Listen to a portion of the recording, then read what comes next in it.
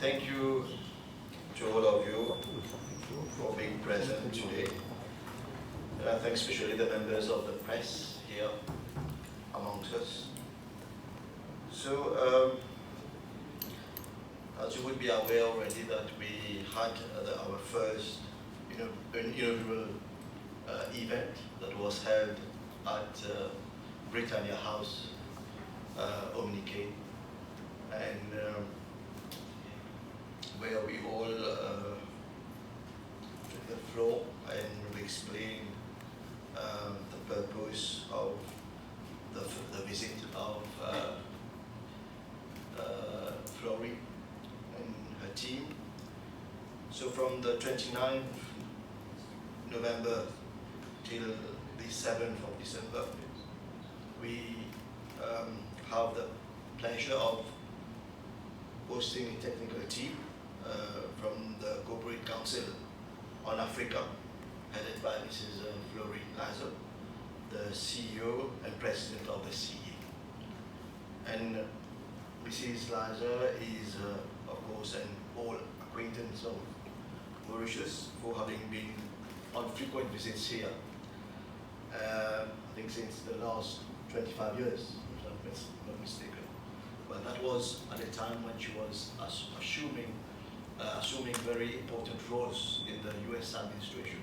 And she has been also the assistant USTR, right? And so as you are, and Flory has been very instrumental in the renewal of the AGOA agreement on several occasions. So as you are aware, the 18th US-Africa Business Summit will be held in Mauritius, and we have come to terms and agreed on a date, 4 dates. It will be from the 26th to 29th of July 2026, next year. This visit of the CCA team to Mauritius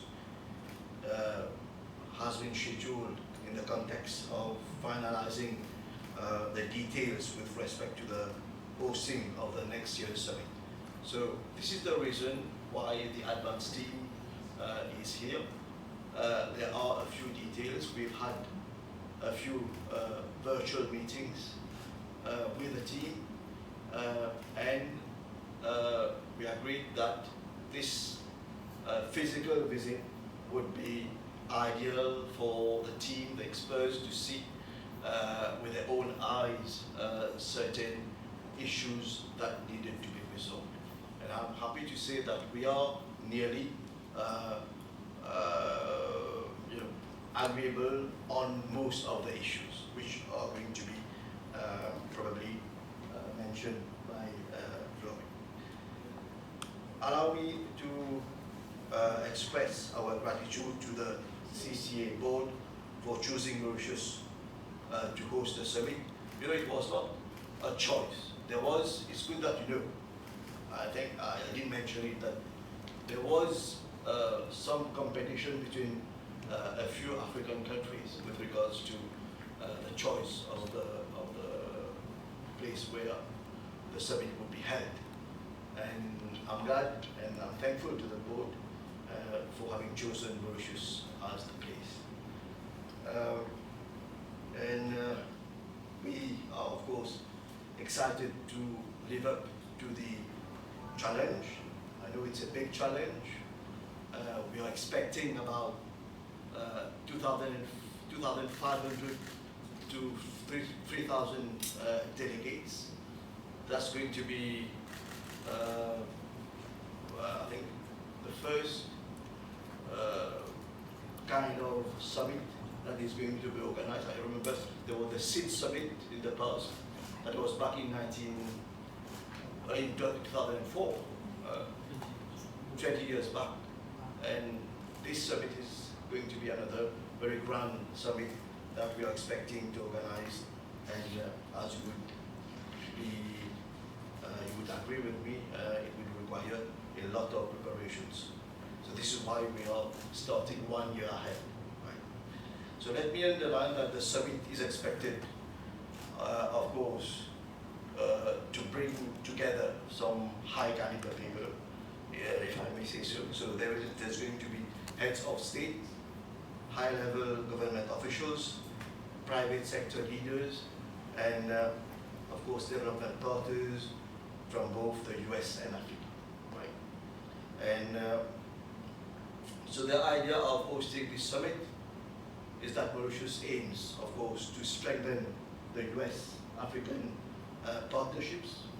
It's going to be a showcase of our nation, Mauritius being, we have always said that we want Mauritius to be a gateway to Africa. But this is something concrete which is being done with the help of government and of course with the support of the private sector. We are doing something concrete to make this gateway happen, right? And of course, to make the summit a success, I am co-chairing. We have signed an MOU, the government of Mauritius and the Council on Corporate Africa. We've signed an MOU containing the terms and conditions of hosting this summit. And under that MOU, we are supposed to have a local host committee. And I'm glad to be chairing this local host committee together with my colleague, Mr. Adil Amemia, the Minister of Industry, Small, Medium Enterprise and Cooperatives, right? So we are going, both of us will have the responsibility on behalf of the government of Mauritius to oversee the preparations of this summit. So in addition, there is also a joint public-private sector steering committee, and this committee is presided by the Secretary for Foreign Affairs, which has already started its work, working closely in collaboration with the Economic Development Board, which I should say, I should put on record that the EDB is helping us a lot in the preparation of this summit. So Mauritius, which is with its strategic position, of course, at the crossroads of Asia, Europe, and Africa, and robust public and private partnership, bilingualism, skilled workforce, modern infrastructure, and sound regulatory framework offers one of the most attractive and enabling business environment in the sub-Saharan Africa. Mauritius and the CCA will be working closely on all aspects of the summit program, as well as the themes. We are yet to finalize the themes, and these are going to be very important because the themes, the interest that we're expecting from the delegates would depend a lot on the themes, right? So this is one aspect which has to be worked carefully between government and the CCA, so that we can, attract the maximum of delegates here. So the theme is under preparation, and of course the themes will take into consideration the priorities of Africa in general, of course Mauritius, the businessmen of the private sector is of course here in Mauritius, and also the needs of the American businessmen, right? And moreover, as we look at the future, the US-Africa partnerships is important. We are talking about digital trade, which also must be at the heart of our agenda, right? This is basically what we have been talking about and what I wanted to share with the press. And I hope that from here now till the start of the summit, we will have some good news about the renewal of the AGOA Treaty, and also the proposition that we made for a bilateral trade agreement with the US. So thank you very much. Thank you. So now I will invite my colleague, the Minister of Industries and SME, to take the floor. Thank you. Ladies and gentlemen of the press, distinguished guests, Ms. Floridizer, Mr. Bull, Your Excellency Ambassador Jardine, good evening. Let me begin by thanking my colleague, Minister Ramphal, for his address and for the strong strategic framing he has provided. My intervention today will focus on the next steps ahead and on what this movement represents for Mauritius and for Africa. This journey didn't start today.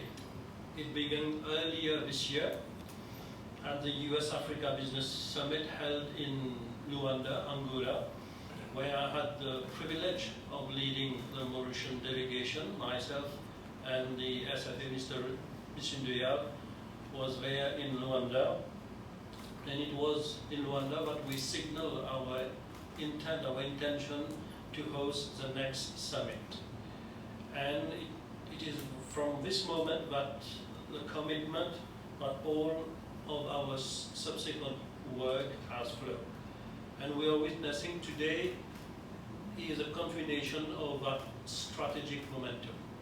Over the past days, Ms. Liza and her technical team have conducted an intensive working mission in Mauritius. I'm pleased to report that their program unfolded smoothly and fully according to plan. Site visits, site assessment, operational meetings, engagement with stakeholders, government, private sector, and the industry, as well as to propose conference and accommodation facilities, and all these have been, I can say, more or less been completed.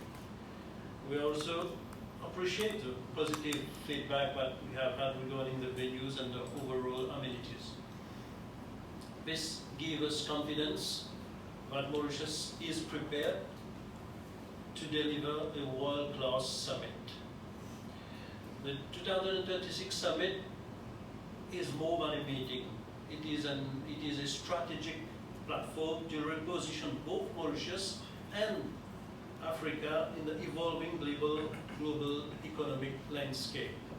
For Mauritius, the summit is an opportunity to demonstrate our industrial transformation agenda, our strong governance and regulatory frameworks, and our status as a reliable, connected, and investment-friendly nation. We want every delegate from CEOs to policymakers to see Mauritius not only as a host country, but as a partner in shaping the future of industry and sustainable development. For Africa, this summit comes at a moment when the continent is moving from the narrative of potential to the reality of capability. African economies are becoming hubs of manufacturing, technology, agri-processing, processing, and renewable innovation. The world is paying attention, and rightly so. Mauritius is honored to help project this continental ambition onto the global stage. This week's mission by the CCA team has allowed us to align expectation, identify key priorities, and confirm the strong working relationships needed to deliver an exceptional summit in 2036. The feedback received from Ms. Liza, particularly on logistics and stakeholder mobilization reinforces that Mauritius is on the right path. Engagement with both government and the private sector have been constructive and forward-looking. Mauritius is intends to host that summit, which will bring meaningful US-Africa partnerships, showcases African innovation and entrepreneurship, and strengthens the economic bridge between our countries. Our private sector, from manufacturing to services, is fully mobilized, and government agencies are coordinating closely, as mentioned by my friend, colleague Minister Anful, that is EDB and so on. And our vision is clear. It is to deliver a summit that elevates Africa's voice in the global economy and positions Mauritius as a strategic gateway for investment and collaboration. Ladies and gentlemen, this visit confirms three things. Mauritius is ready, Africa is ready, and together with CCA, we will deliver a summit that marks a decisive step forward in US-Africa economic engagement. Thank you.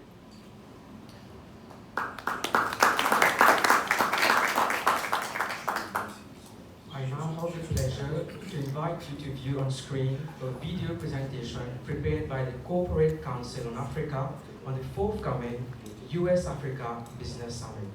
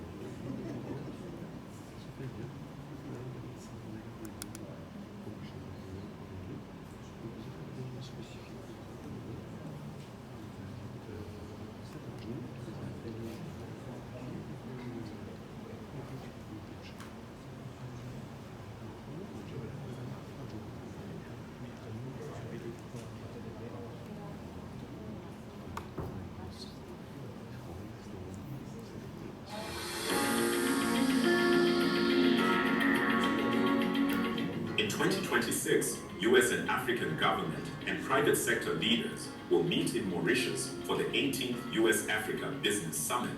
Mauritius, a nation built on stability, innovation, and partnership, represents the best of what Africa has to offer to its global partners.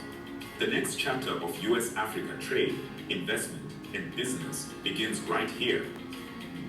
The 2025 summit in Angola delivered over $4 billion in new deals, a $1.5 billion transmission line between Angola and the DRC, a $170 million digital infrastructure partnership, a $760 million hydropower project powering Rwanda and the DRC, energy, agribusiness, digital transformation, finance, health.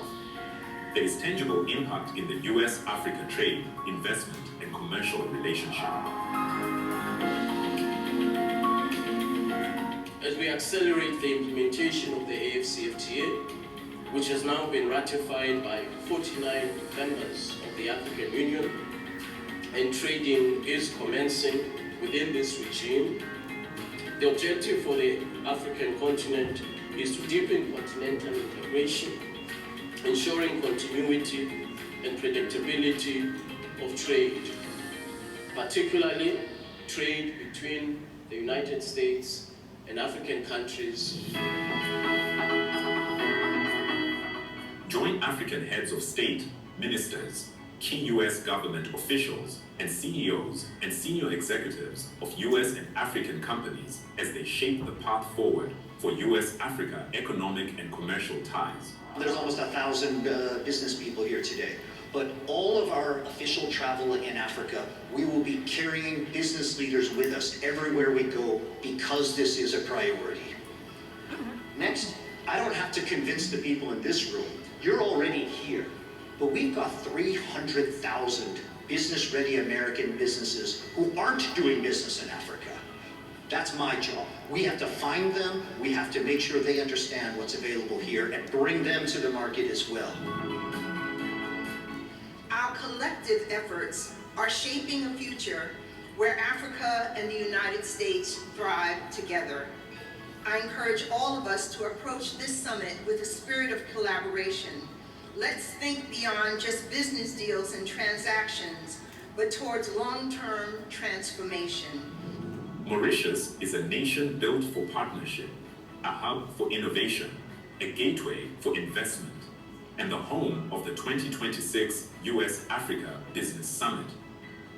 Save the date, July 26th through the 29th, 2026, for the 18th US-Africa Business Summit, the premier event bringing together all who are striving to enhance trade, investment, and business partnerships between the United States and the nations of Africa.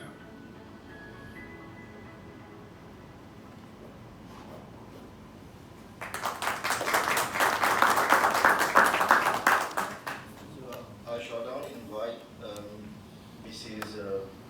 Azza to say a few words to the audience.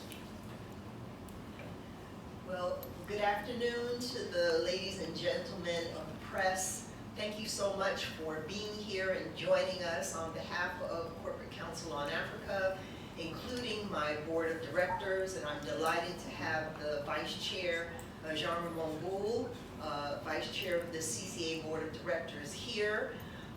We just want to say how much we are appreciative of the government of Mauritius for offering to host the next U.S.-Africa Business Summit, the 18th U.S.-Africa Business Summit, and for welcoming us here for our pre-summit trip.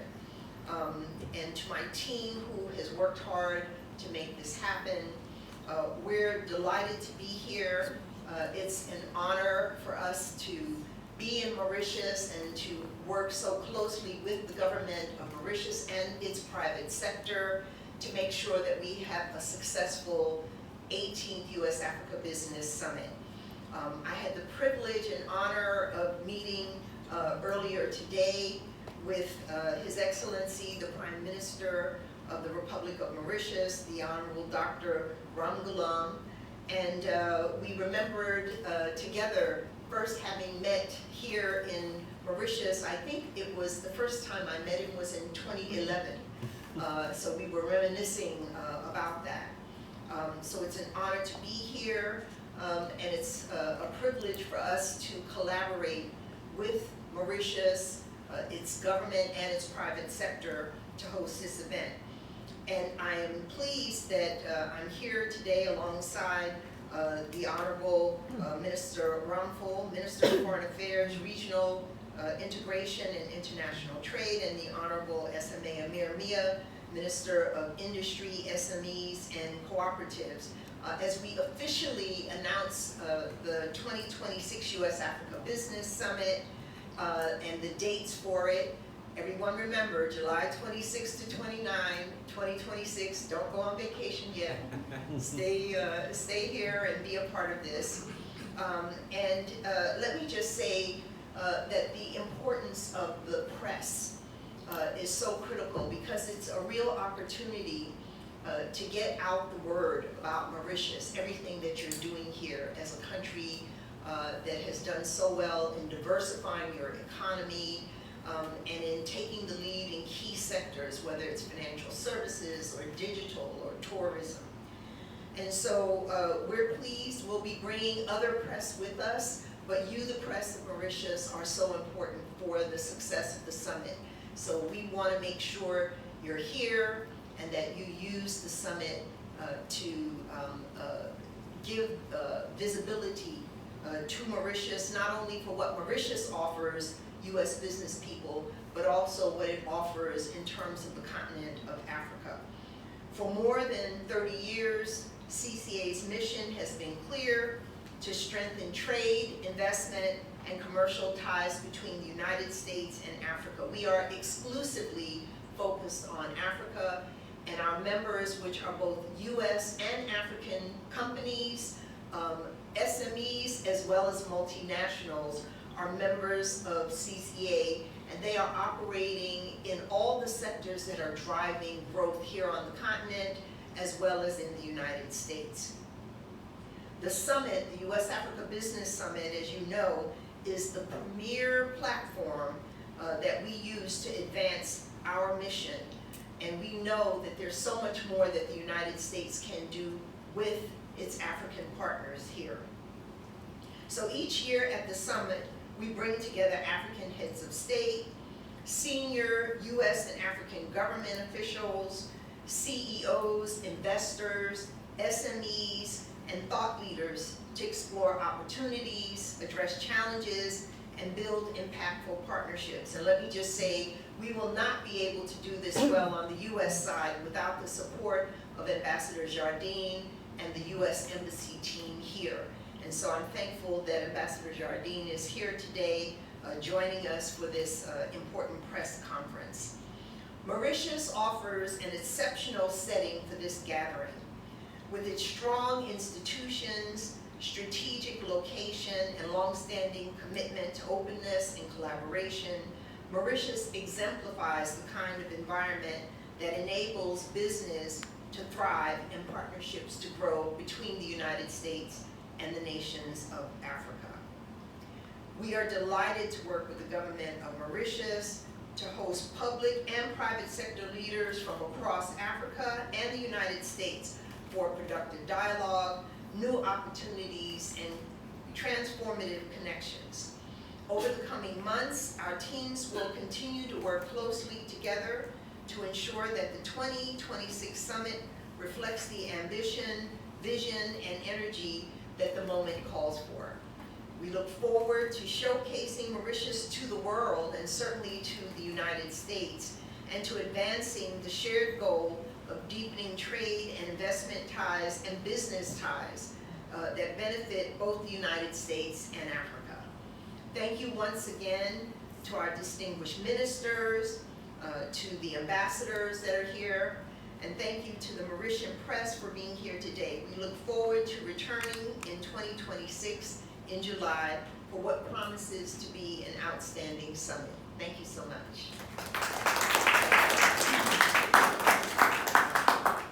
I'll invite Mr. Jean-Raymond Bull, Vice Chairman of the Board of the Corporate Council on Africa, to address the audience. Thank you, Honourable Minister Ramphal, Honourable Minister Mia, Ambassador Jardine, Flory. I think you've all covered it very well. Just wanted to say that I'm the Vice Chairman of the Board of Corporate Council on Africa. I'm also lucky enough to have been born here in Mauritius. While the competition was fierce from other countries, I declared my conflict of interest and promptly voted for Mauritius. So, your Prime Minister Ramgoolam, we call him the father of AGOA. And why is that? It's because AGOA actually started here in Mauritius, and the idea came from here, and the Prime Minister actually came to Washington a number of times to lobby various senators, congressmen, to get it passed. And I worked for him in a small way in it, and we managed to get past very quickly. It made a huge difference to Africa, to exports from Africa to the US. So he well deserves his moniker of being the father of AGOA. I think that he's done more for Africa than most people in the world. He also had the foresight when we told him we're having the meeting in Angola, which was hugely successful and really put Angola back on the map after the previous difficulties. He was immediately sent a number of ambassadors who are here today to come and talk to us. And so we were, and some private business people as well. Jacques Guilherme in particular, and Ambassador Roy also. And so we started talking about Mauritius perhaps hosting this summit, and then went back to Washington, and the Prime Minister and his ambassadors and the Foreign Minister and Ambassador Mia, who was also in Angola, kept pushing. And so finally Flory realized that you meant business. So the message was that we needed a letter from the Prime Minister in order for us to take the offer seriously. And that letter came the same day.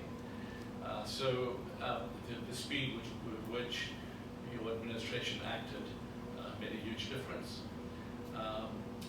I believe that in the past we've always said that Mauritius is the key to the Indian Ocean, but it's become the commercial key to Africa. And we don't talk about it much, but it's happened in the space of the last 20 years. You have a lot of mining companies. My group is in mining, medtech, and biotech with a diversified group in the US, Europe, and Africa. But you have a lot of mining companies that all their back office is done here. A lot of deals that have been done. The last company I sold, it was a discovery of titanium in Toliar, Madagascar. We actually signed all the papers here, and the funds went through Mauritius.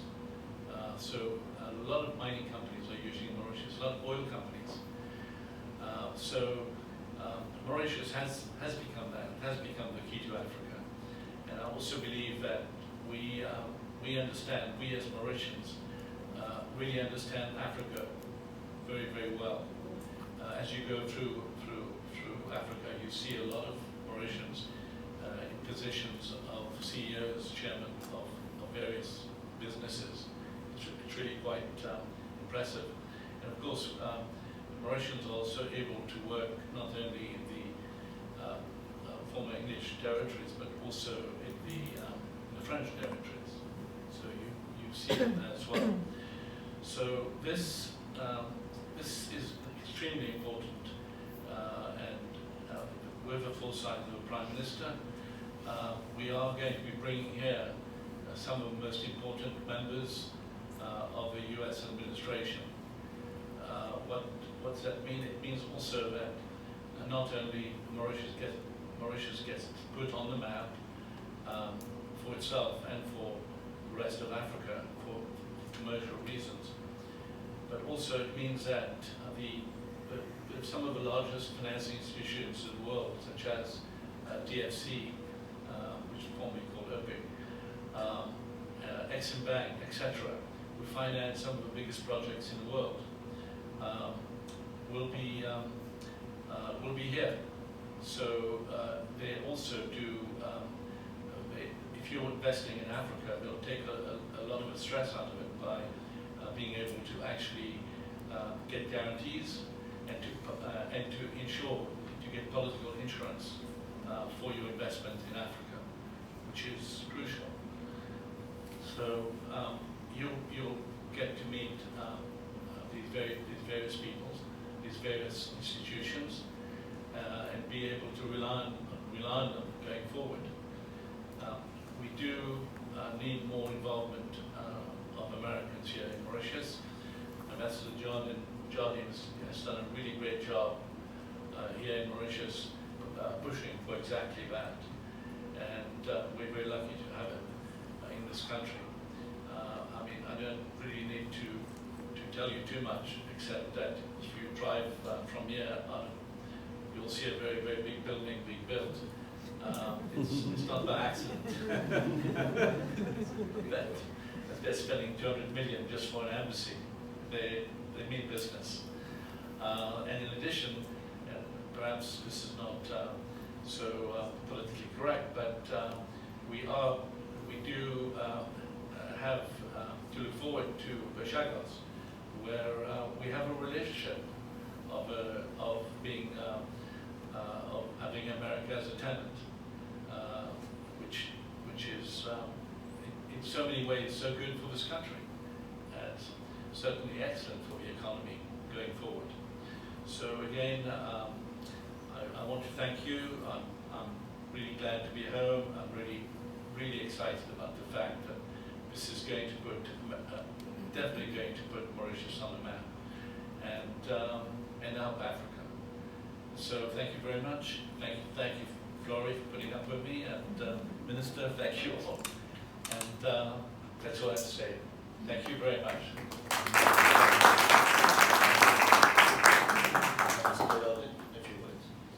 Minister, thank you. Minister Amir, Ms. Leiser, Mr. Gould, members of the media and press, thank you all very much for coming, and thank you very much for this event. It's a wonderful event. I'm very excited to be here. First, we'd like to congratulate Mauritius for its success in being selected as the venue for the 2026 U.S.-Africa Summit. As the Minister had mentioned, and Mr. Gould, obviously there was a lot of competition for this selection, and I think it's really a reflection on how much Mauritius has to offer. I also want to thank CCA for taking this on board, considering it, reviewing it, and again, their consideration and support. And I think it's a reflection of the fact that CCA does see Mauritius as a gateway to Africa, and it's an opportunity to really highlight that. And again, this will be a wonderful opportunity to give greater visibility to U.S. businesses, to Mauritius businesses either in the United States, but also businesses, U.S. businesses already operating in Africa. And there's a lot of potential to highlight what Mauritius can do for them. Although it also, I think, as they are saying, will mean a lot of work for the embassy.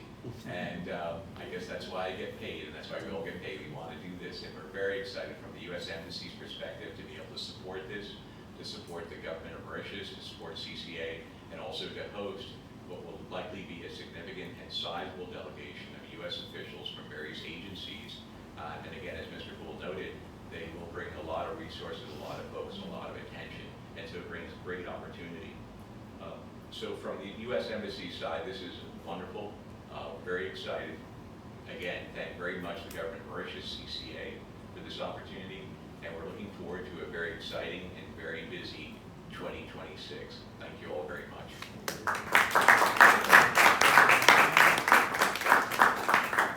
So we have 15 minutes for question time. So any question, most invited to... Yes. Yes, thank you, Minister. So I have two questions for CCA. So one is for Ms. Flory Leiser. So this is obviously the 18th edition of the event. So could you tell us a bit more about what are some of the issues facing your members in Africa, and how do you see those being resolved on the conference floor? And for Jean Bull, you've been widely credited by the Minister here as the man that's brought this event to Mauritius. So what would success look like to you? Thank you very much.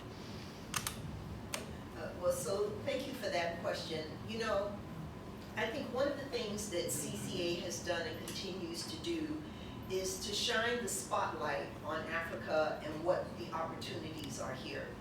And people think about risk. Sometimes, in our view, the perception of risk in Africa is overblown. You know, there's risk in all emerging economies, but Africa offers so much. And there are tools to mitigate risk. This is what organizations like DFC does, and so many others, and some of our members who are in the banking sector. They do that. and the trade bank, the banks that are in trade finance here also do that. So again, we want to make sure that people understand, especially American companies and businesses and institutional investors and private equity firms and so many others who will participate in the summit, that this is a good place to invest. Mauritius is a good place to invest, and Africa is a good place to invest. You're going to get high rates of return on your investment, and in fact, the risk is really not that great, especially when you look at all the sectors that are available and are driving growth here. So, you know, we think that Mauritius will serve as an excellent example of that, and that the summit will be a great opportunity to highlight that.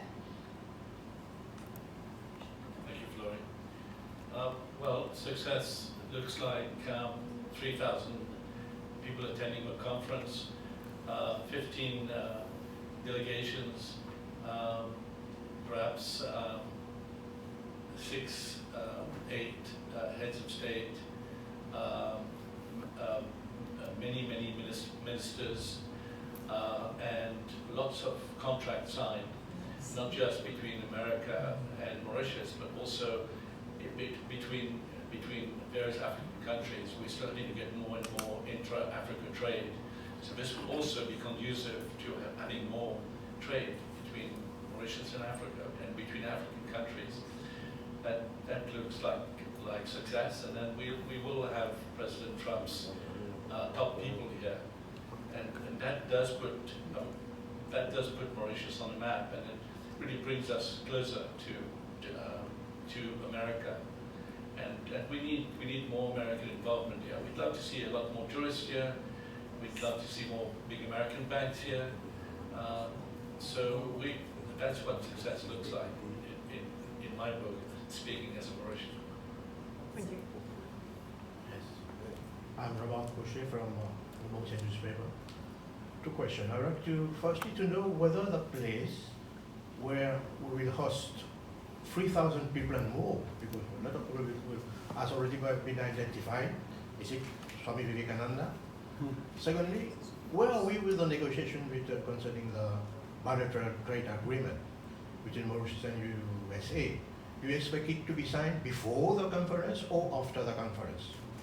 Thank you. We'll be glad if it is signed before the conference. No, with regards to the place, we have been talking about that just prior to us doing this press conference. There are a few issues that needs to be resolved, and one of them is the place. So there is a team, the team from the CCA and some locals who have been visiting a few places in the east coast and in the north as well, because you have to bear in mind that July is a winter season. So we are trying to identify a place where we will not be disrupted by the cold climate and the wind and all. So and also we are trying to identify a place where which is going to be quite close to the hotels, right? Because transportation is another element that has to be taken into consideration as well, and the availability of hotels. So we are thinking about, there are 2 places that have been identified. One in the north, near Montchoisy Golf Coast, and the other one in the east, America. So anyway, the team is going to work on the details, and then they'll come up with the final choice. That's one thing. And you mentioned about the bilateral free trade agreement. I don't know if you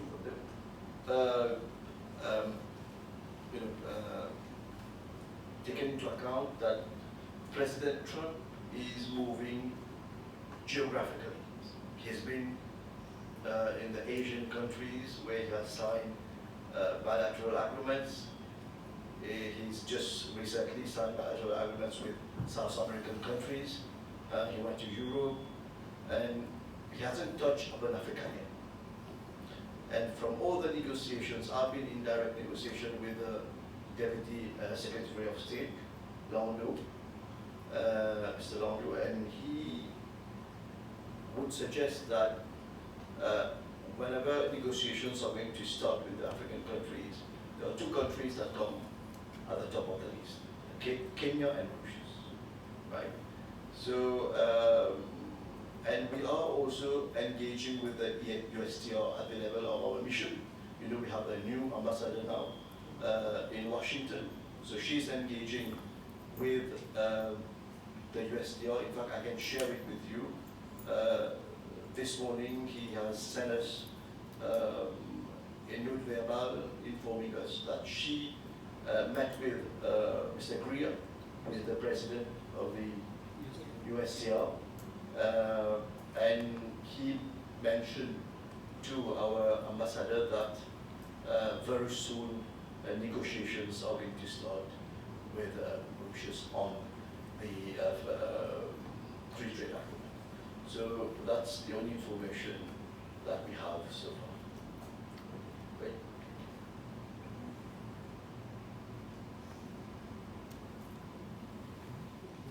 Any further question? Maybe you can Yes. say a word on AGOA. Let's say, where do you expect? Well, I think all of you know that I could go on and on about AGOA.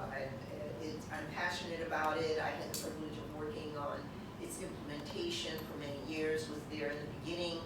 I think many of you may recall Rosa Whitaker, who was the Assistant U.S. Trade Representative before I was, and she and I were just on the phone here these last few days. We're planning an event in Washington next Wednesday, as a matter of fact, with members of Congress, people from the U.S. administration, and people from the private sector, as well as African ambassadors, and we expect the ambassador, Madam Ambassador from Mauritius, to be there as well. And the whole focus of it is to get people to focus on renewing AGOA. It lapsed on September 30th. It's the first time it's ever lapsed in 25 years. And there are many of us who are stakeholders and know the benefit of AGOA, not just to African countries, but to America as well. American companies, American workers, and American consumers. So we are looking forward to pushing ahead on that. The key issue is, I would say, two things. What is the vehicle that Congress can use, the U.S. Congress can use to renew AGOA, and then whether or not, when they send that bill forward, whether or not it will be signed at the White House. And I can just assure you that there's bipartisan support for AGOA. There's always been bipartisan support for AGOA. We're going to make sure that they continue to move forward. Hopefully in January, they will attach AGOA to some piece of legislation moving forward. Perhaps it's the continuing resolution to keep the U.S. government open. That would be a great place to insert AGOA, in my view. A priority for us as they deal with a priority for the U.S. government. And then secondly, we do now know that whenever Congress does send an AGOA bill forward, that we've been told that there will be support for it in the White House and it will be signed. So we think that that's good news, but we still have to push, we still have to advocate, and that's why we're holding this event next Wednesday, and there'll also be events by the AGOA Coalition on Thursday, as well as Friday of next week. So I hope that's good news. We're going to do the best that we can because we do know how important it is, and Prime Minister Ronald Galam and I were discussing that he may even join us virtually to say a few words at our event next Wednesday. Okay. Thank you very much for coming. I've been told that there are some refreshments that are being given at the ground floor. Alcoholic, non-alcoholic. Non-alcoholic.